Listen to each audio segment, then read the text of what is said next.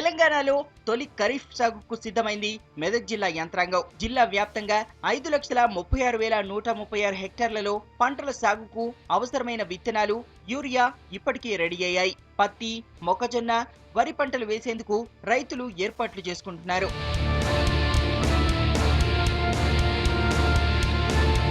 జిల్లాలో ఖరీఫ్ సాగుకు అవసరమైన విత్తనాలు సిద్ధంగా ఉన్నాయని మెదక్ వ్యవసాయ శాఖ అధికారులు అంటున్నారు. ఇప్పటికే 45,175 మెట్రిక్ టన్నుల యూరియా, 8,650 టన్నుల DAP సిద్ధం చేసినట్టు చెప్పారు. విత్తనాలు, యూరియా బ్లాక్ మార్కెట్లో కనిపిస్తే తమకు ఫిర్యాదు చేయాలన్నారు. రైతులకు కావాల్సిన విత్తనాలు ఏర్పాటు చేయడానికి ఏరియాను బట్టి మేము కవర్ చేస్తూ ఉన్నాము.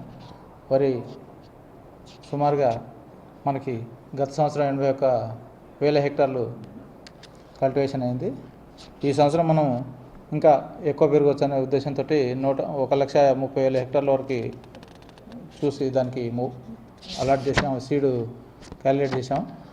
గవర్నమెంట్ నుంచి, డిపార్ట్మెంట్ నుంచి 40,000 క్వింటాల ప్యాడీ విత్తనాలను మనకు అలాట్ చేశారు.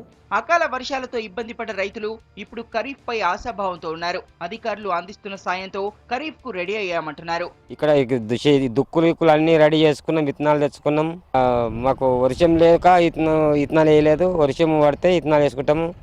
విత్తనాలు కూడా రైతు ఇబ్బంది ఏమేమి లేదు, మంచిగానే ఇస్తున్నారు.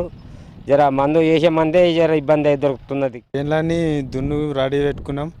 పంటలన్నీ వేయనీకి వర్షం లేదు. మందులు, విత్తనాలు అన్నీ తెచ్చుకున్నాము. ఒక వర్షం పడితే ఈ విత్తనాలు వేయాలని అనుకుంటున్నాం.